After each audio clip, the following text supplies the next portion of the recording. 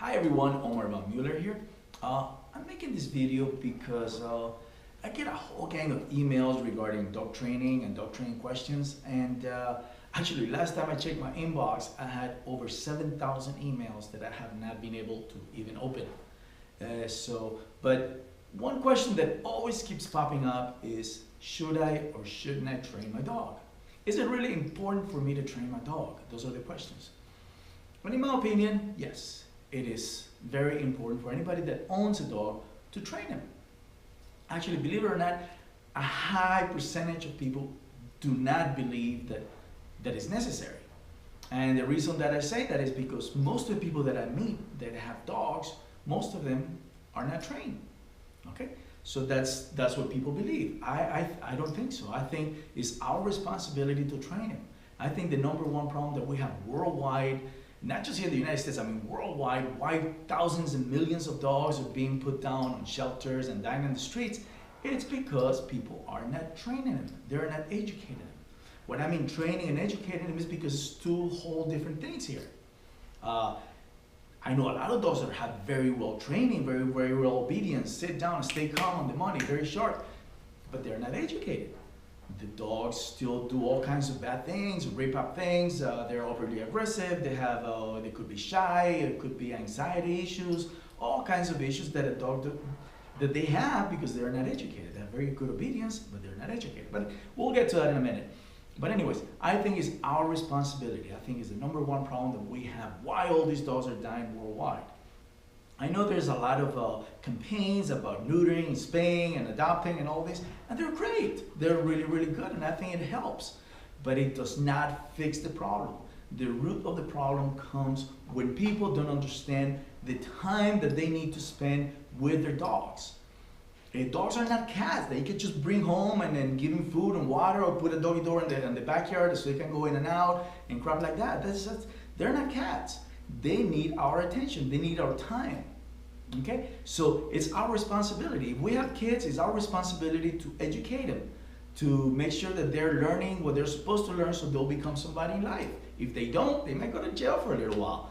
But a dog is different. If a dog goes to the dog pound, then he's going to go with a death sentence right from the get-go. Very few of these guys are going to get out of that situation.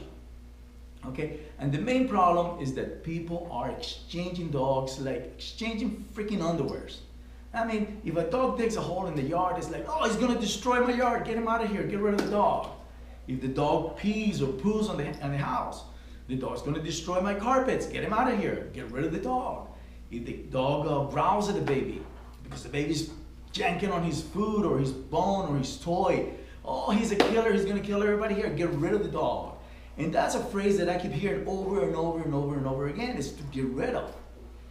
There's 1,000 excuses out there, like the landlord or this or that, why people are getting rid of dogs. It shouldn't be that way. When we get a dog, is to keep it until the day he dies of natural causes. That's the way it should be. Okay? If people understood how much time it takes and everything that it takes to educate a dog so the dog doesn't make those simple mistakes, then this will be a better place. The dog pounds will be totally out of commission. They'll be, out of commission. There'll be no dog pounds. They'll be out of work. Okay? Why is it so important to have a trained dog? What is a trained dog? Well, let me give you a quick scenario. Let's say this guy's name is Joe and he has a dog named Max. His friends call him over and say, hey Joe, come on over to the house. We're gonna be shooting some pool, playing some cards, having a good time. Come on over, we need people. And Joe's gonna say, I'd love to go, but can I take Max with me? I'm gonna say, who's Max? It's my dog.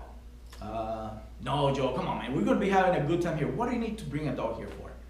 And Joe's gonna say, you know what? I'm training him. I'm educating him. This will be a great opportunity for me to work with him. And trust me, he's doing really good. If Max cannot go, then I cannot go. They're gonna say, okay, bring your dog. And then click, when they hang out, they're gonna say, Joe is bringing a freaking dog, dude. I hope this dog is just not gonna be running around and messing up our party because these guys are not coming back again. Make a long story short, they show up. Here's Joe with his Max. Everybody says hi to Max. Oh, good puppy, nice puppy, blah, blah, blah, cool, everything's cool. And then But Joe's a really cool guy. He's a nice guy. He has a little piece of carpet like this big. He lays it on the floor and he says, okay, Max, lay down. Down, stay. The dog lays down and stays. They go to the next room. They should pull for an hour. Then he gets Max, takes him outside. The dog pees, poos, whatever he needs to do. A little stretches his legs. Then he puts him back, gives him a little water, puts him back in the carpet. Down, stay again. Go to the next room. Play cards for a couple hours. They finish. Picks up Max, the carpet, and says, okay, let's go home. Boom, out the door they go. His friend's jaws are just gonna drop. I mean, they're gonna go, did you see that dog? They're gonna call Joe right away. Joe, do me a favor. Next time you come to this house, please bring Max. It was a pleasure to have a dog that behaves this good in our house. He behaved better than our kids. And that's the truth. Most well-behaved dogs will behave better than most kids out there. You know, they listen, they will listen, and they do what they're supposed to do. And this scenario is not a big deal. A lot of dogs, a lot of people are working with their dogs. This is something that happens is every day.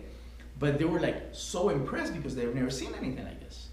Okay, and that's just a little bit. The dog is not doing backflips or jumps or anything like that. It's just a simple down stay. And that's a quick scenario of what a trained dog is all about. How about a dog that is not trained? What does he do? What doesn't he do? That's the question. A dog that is not trained, whoa, I mean, it will destroy your house, destroy your yard, bite people, chase cats, chase bicycles, skateboards, jump over walls, escape. You can catch the dog anywhere. I mean, there's so many behaviors that a dog can do. Bad behaviors in our eyes, okay? Now, are dogs really that bad? That's the question. And the answer is no. They are not that bad at all.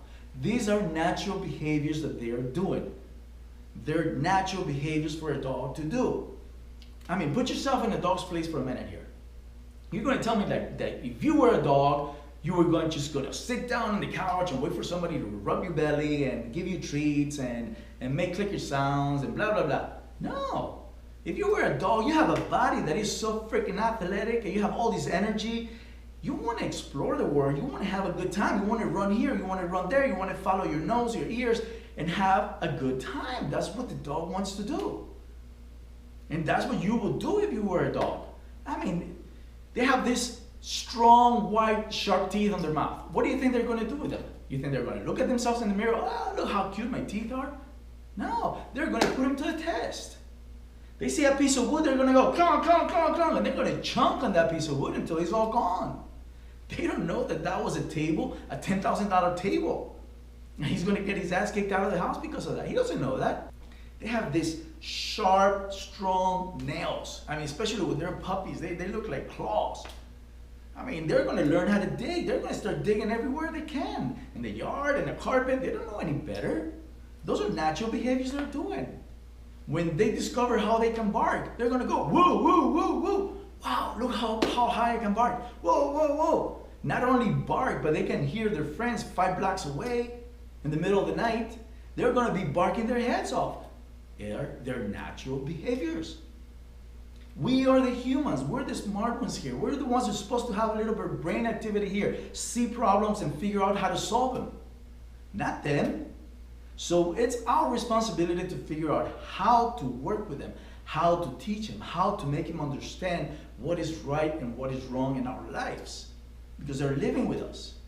But it has to be very, very clear. It has to be yes, no, black and white, right and wrong. Very, very clear. That's how they're going to understand this. There's no gray areas around here like, oh, maybe if I tell the puppy to do this, maybe he'll do that. Or maybe that's bullcrap. It's black or white, yes or wrong. You teach him, and that's how the dog is really going to understand.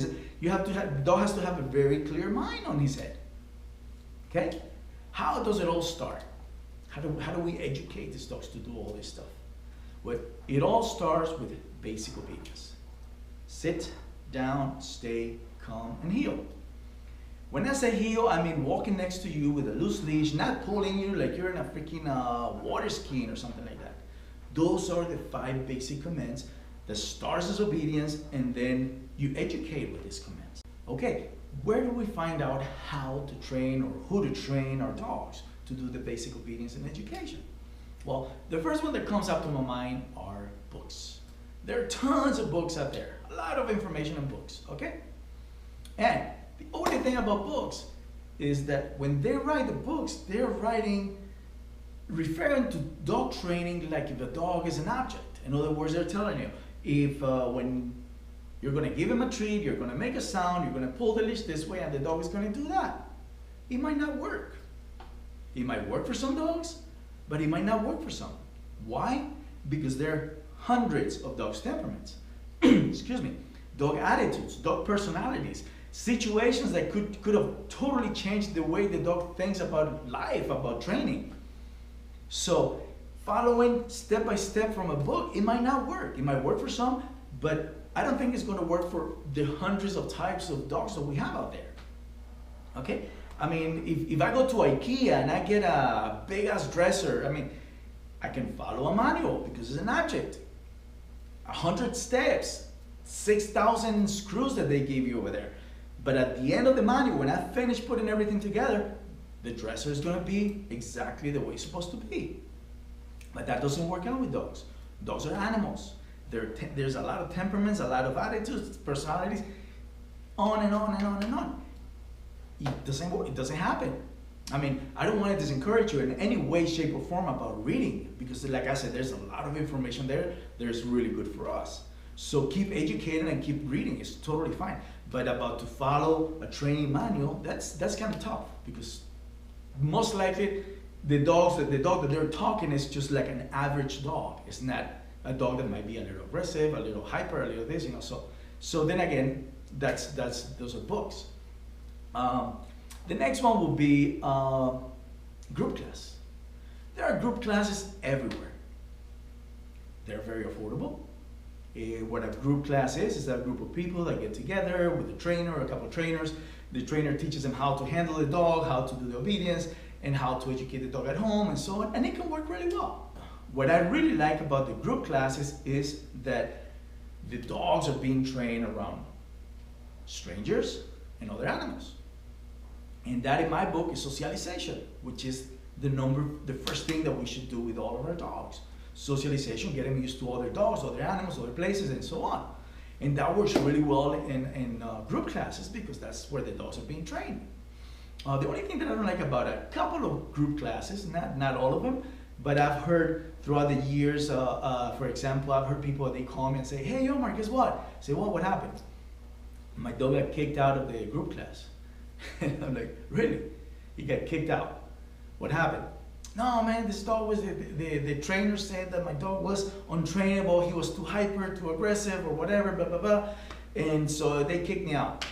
You know, it's kind of funny, but at the same time, it's not. So I said, bring him over. We start playing with the dog. We work on the whatever the dog was doing wrong. A week later, the dog is back to normal, and he can follow up with the training.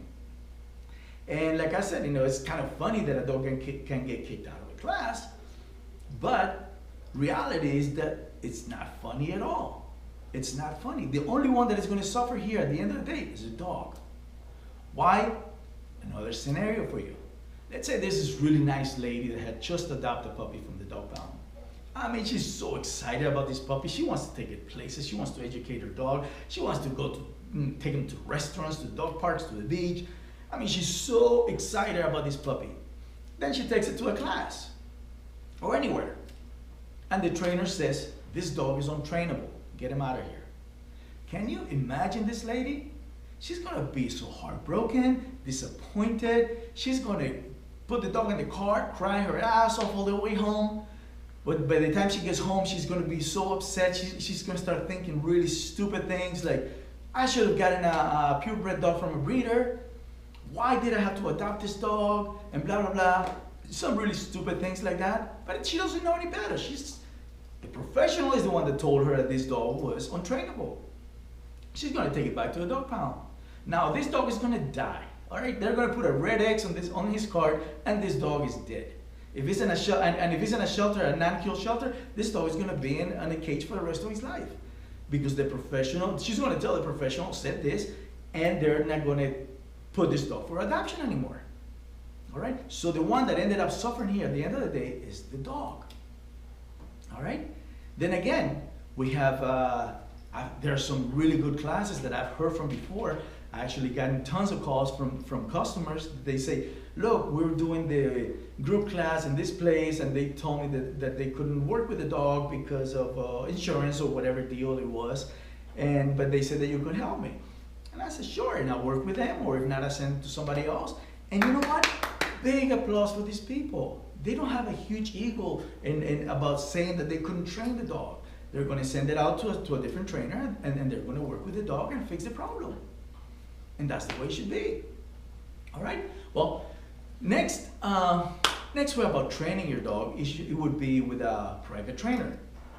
A private trainer would be somebody like me and a lot of my friends, trainers that I know of. And by the way, I'm not making this video to get training jobs. Actually, I'm really, really busy. And sorry, but I really can't do it right now. But I can tell you what a private trainer is all about.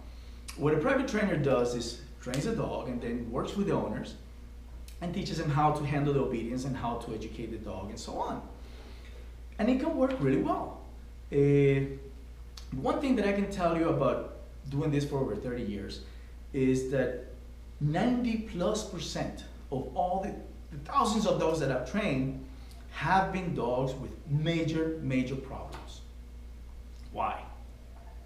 Because people are waiting for the last minute to train their dogs. They don't want to pay. They're hiding the money. It's like, oh, they don't have money. I don't know. But they're waiting for the last minute to train their dogs. And it shouldn't be that way. Training should start from day one. Day one, when the puppy goes to the house, the first day, training starts right there. That's not it. I hear all the time, oh, well, let's let the puppy acclimate to the house in 2 weeks. Let's give him a month. No. Day one. I don't care if it's crate training, potty training, socialization, leash training. I don't care what it is. But the training starts on day one. And it goes on into the rest of the dog's life. Okay? It's not about waiting. Okay, they're waiting for the last minute. I mean, I've gotten calls, and I've trained many of this, that somebody will call me and say, hey Omar, I got a problem. What is it? My dog is starting to fight, dude. My dog is fighting. And I said, really? No problem. Tell me about it. Is he lacking eye contact with other dogs? Is he growling at other dogs? Is he nipping? What's going on? Tell me about it. I said, no, man. This dog has been fighting his whole life. He's got about 16 fights on his belt. The only problem but we're getting to a problem now where we can get him apart. Last time we took him apart, we had to choke him until he passed out. I said, yeah, really? Now you're gonna bring me a dog that is like a major fighter. No problem. We work with him. It's doable. But the minute you let him start getting into other fights again, he's gonna become the same UFC fighter that you had before. So people are waiting for the last minute. All right? And then somebody calls me and says, Omar, can you potty train my dog? And I'll say, yeah, I've done quite a few of these guys. Tell me about it. Is the puppy twinkling here or there? What's going on? I say, no, this dog has been peeing and shitting all over the house for the past 2 years. As a matter of fact, that we're gonna change a whole carpet and spend $20,000 on it. That's why I want you to take the dog and train him, so when he comes back to us, he's gonna be trained, he's gonna have a fresh, brand new carpet, and we don't want him to pee there anymore. I said, really? This dog has been shitting and peeing all over your house for the past couple of years, and now you just want to just train him like that. Okay, bring him over. It's going to cost you a lot of money. It's going to take a lot of training, a lot of consistency, a lot of repetition. But the minute you let him make mistakes again, he's going to start peeing again, and you're going to have the carpet like the old one. Most likely what they say, they'll say, oh really? Then we'll just get rid of the dog. And that's what happens when you're waiting for the last minute. It should never be that way. Then again, I've had some awesome customers. Some people that have some brains up here, some brain activity, they're very smart. And before they get the dog, they call me. They call me 2 months before. Hey Omar, you have time? I'm getting a pup. If I have time, I'll tell them. If not, they go somewhere else or whatever. But the idea is that they get the dog, I do the obedience, then the dog goes to the house and they follow up with the training and with their education. That's the way it should be. That try to avoid as many mistakes as possible. These are the smart customers that I had. Okay? Then again takes me to the next issue here. What the people are going to do once the dog goes home is the follow through. The follow through is the education. In no way, shape, or form, when I finish a dog in obedience, heel, sit down, stay calm, the dog is educated. No way. He knows the commands, he knows his obedience. But the education, the follow through, starts when the dog goes home. The owner of the dog is the one that it has to follow up. A high percentage of dogs that I've trained throughout the years did not I say a big 90+% of the people, the thousands of dogs that I've trained, the people did not follow through the way they're supposed to. Some are happy with a little bit here and there, a little bit there, whatever. Some people never touch their dogs again, and so on. But realistically, to follow through the way it's supposed to be done, very few people will do it. And that's the key of the education. Okay? Now, we as dog trainers, we have the easiest job in the world. I mean, sit down and stay calm. Dogs are sponges. They want to learn. They want to do things. They're like, come on, teach me more. Okay? I mean, we train dogs. We're professional handlers. We make them heel like they're prancing like they're going to freaking Disney World. I mean, sit down, stay calm, bam, bam, bam, like that. So it's very, very, very simple, very easy to train, to become a dog trainer. And that's what people are becoming dog trainers everywhere, which I encourage because we do need a lot of dog trainers. If people would understand how important this is, then they won't be starving and there will be a lot of dog trainers working out there. So, but it's not easy. It takes time, it takes consistency. And the owners, they need to follow with the training. If they don't, might as well throw the money away because the dog is going to go back to the bad behaviors and it's going to end up in the dog pound. Okay? And like I tell people, it's like you have to utilize all these commands at all times. Let me give you a quick scenario here so you understand. Let's say a family has a dog and the dog does obedience. He'll sit down and stay calm, no problem. And then they're having dinner. The dog comes and puts his paws on the table. The man of the house or the lady of the house, they say, you know what, get this dog out of here. He was walking and shit in the backyard and now he's going to put his paws on the table. What's up with that? I understand. They want him out of there. So what they do, they'll put him in a crate, they put him in another room, or they take him out to the yard. What's wrong with this? This scenario, what's wrong is that was a perfect opportunity to educate the dog. Oh yeah, we tried, but he keeps getting off. I understand.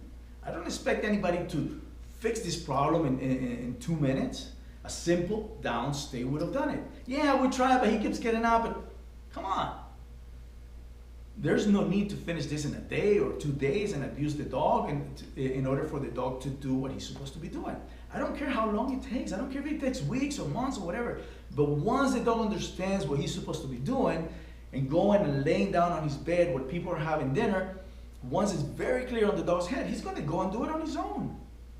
I mean, it's very tempting, I understand, because of the smells of the food and stuff, but he can learn. He'll go and lay down on his bed. When the family finishes dinner, cut a piece of steak or save him a little piece of chicken and go and give it to a dog. Good boy, Max. And that's education. We have situations like that every day. Not 1 or 2 or 3 or 4. There are tons of situations that we're going to encounter throughout the day when we are with our dogs, in our houses or outside somewhere. But the thing is that dog needs to be educated. We are the smart ones here. We're the ones who need to teach the dog. Yes, you don't do that, or yes, you do this. Okay? You get a no or you get a treat, one of the two. But it is very, very important to do it all the time. I tell people all the time, like, you know what? Go downtown. Go take your dog, show him elevators, escalators, tons of people, buses, trains. Go and train your dog because you're going to encounter a lot of situations that you need to use, that you can use to educate your dog. And it's not easy. It's going to take time. I mean, I hear all the time, I train a dog to sit in 2 minutes. It's like, really? I've been doing this for 35 years and there's no way in the world that I can do that. Yeah, I told him to sit, I show him a treat and boom, he's doing it. No, no, no, no, no, no, no, no. Dogs know how to sit down, stay, and all that on their own. They're doing it since they're like 5 days old. They know how to do that. 5 or 15 days old. That doesn't mean that you're teaching the dog to do certain things. Dogs are very smart. What they're thinking is like, well, this human, he's making a sound, and when I touch my butt with it on the cold floor, he's gonna give me a treat. And he says, he makes a sound, I touch my floor with the cold floor, and he gives me a treat. He can do this all day long. That's fun. But who's educating who? Who's training whom? That's not how it works. In no way, shape, or form, this person is going to tell me that that dog knows how to sit. Because a good sit takes months to train. Weeks and months. And sometimes, I mean, I've had dogs for years and I'm still repeating the sit command. Because why is it impossible to train it? Because you need to be in dozens and hundreds of different situations that the dog needs to sit. And how is the dog going to sit? A normal, calm sit. Good boy.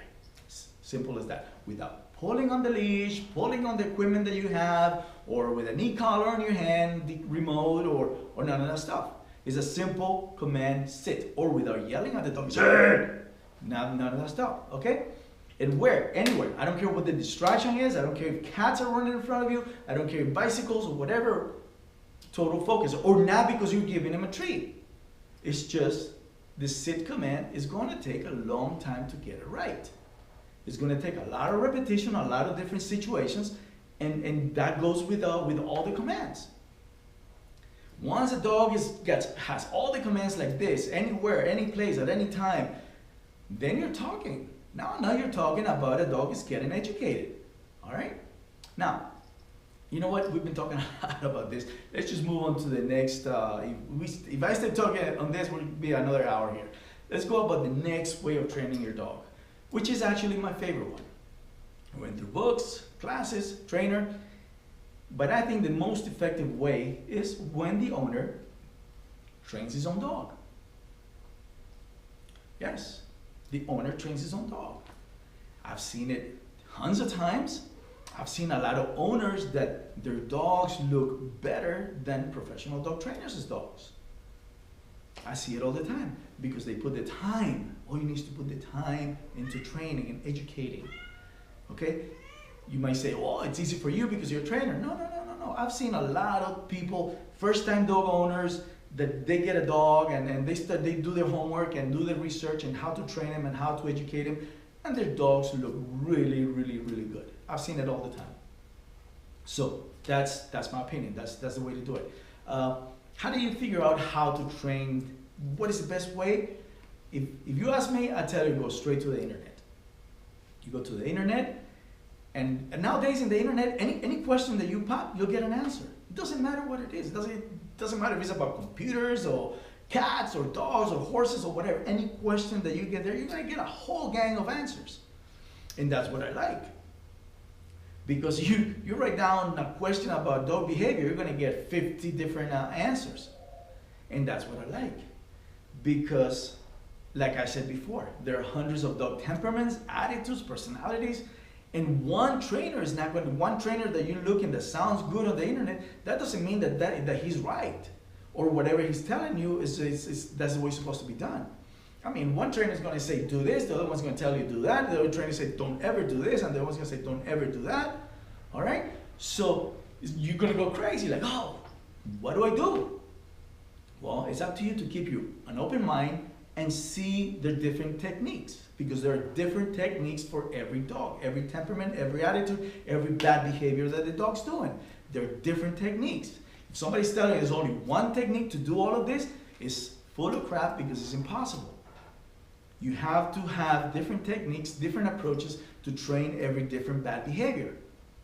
All right? So it's up to you to do your homework and read and look at all these videos and pay attention and start trying it out with your dogs. Slowly, of course. You don't want to mess up your dog. You don't want to abuse your dog. But slowly try different ones. And that you can learn.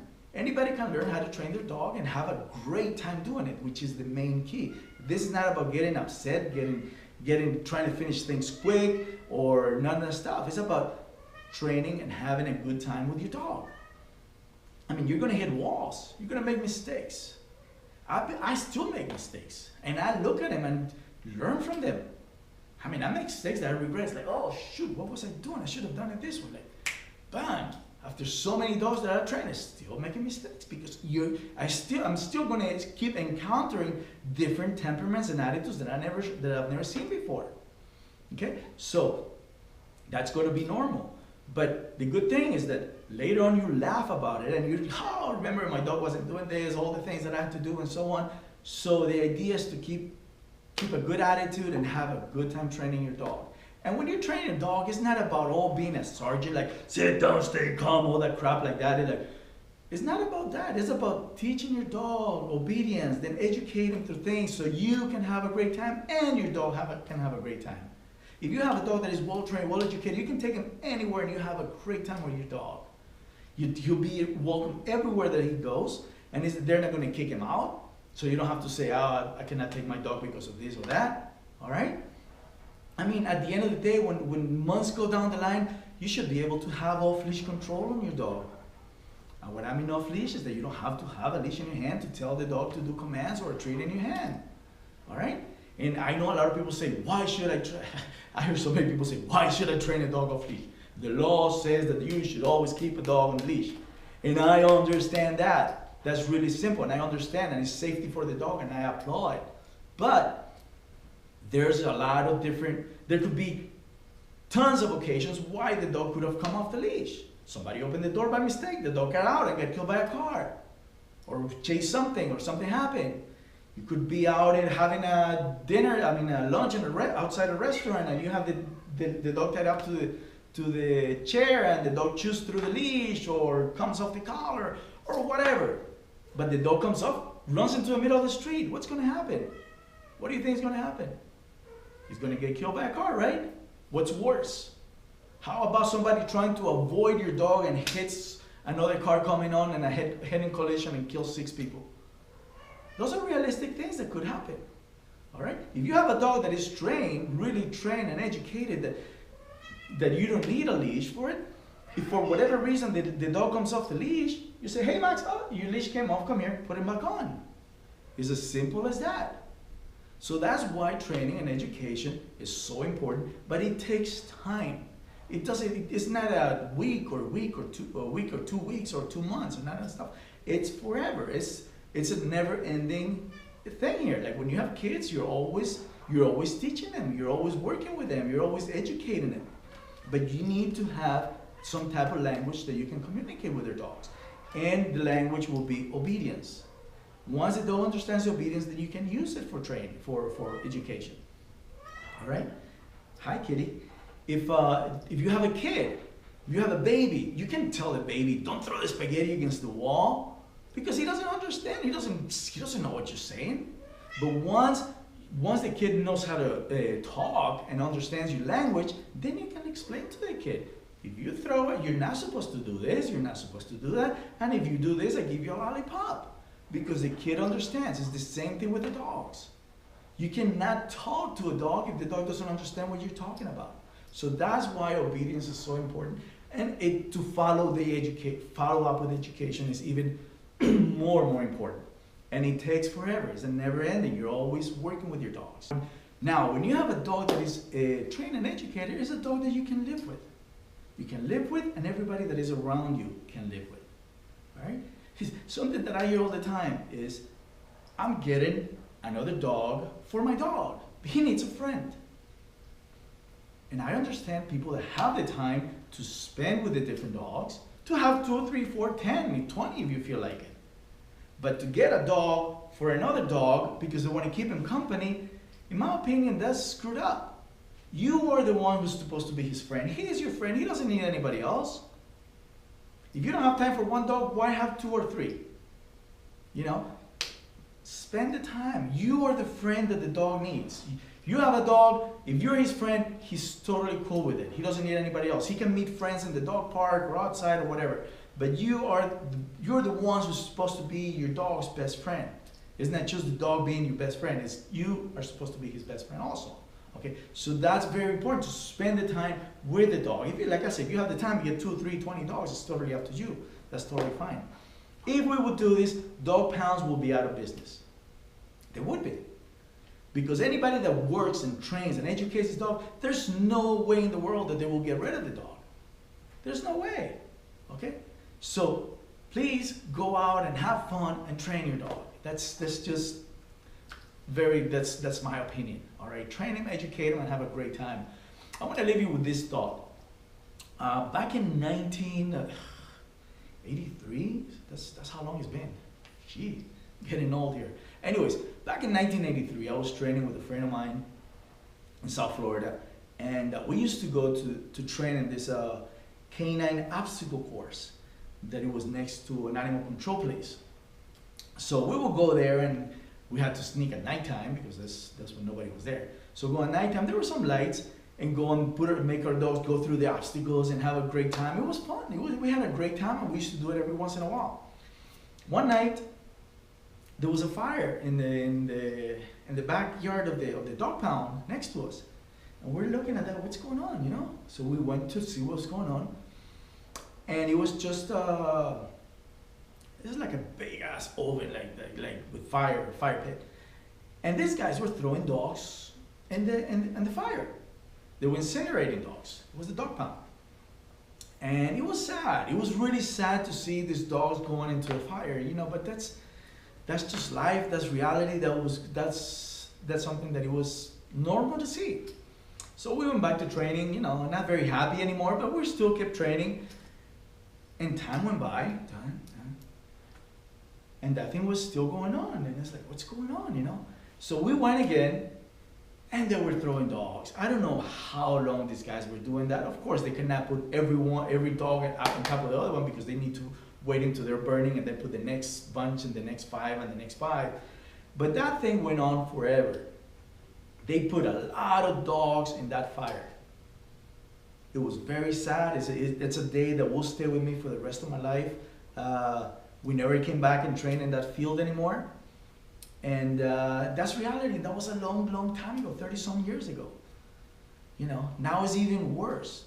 And like I said before, it's because people are not taking their time. Now, I don't mean, when I'm making all this, talking all this about dogs and people and so on, I know there's a lot of dogs that are not trained out there. And I know that there's a lot of families that don't train their dogs, and their dogs are perfectly fine. They're great owners, they're excellent dog owners. Of course, I'm not referring to those people. I'm referring about the ones that are not. They're exchanging dogs like freaking underwears or getting rid of dogs and so on. Okay? But sometimes people have dogs that are great dogs that are not being trained, that they're just couch potatoes or whatever, and they just feed them, blah, blah, blah. And they say, well, I don't need to train my dog's doing fine. But sometimes what happens is that the friends and people that they know, they see that. And they say, oh, wow, that's a nice dog. I want to have something like that. And they go get a dog. And when they get the dog, it's a totally different ball game. It's a super active dog, and he's not doing what the Mrs. Jones' dog's doing. And then what happens? They're going to get rid of the dog.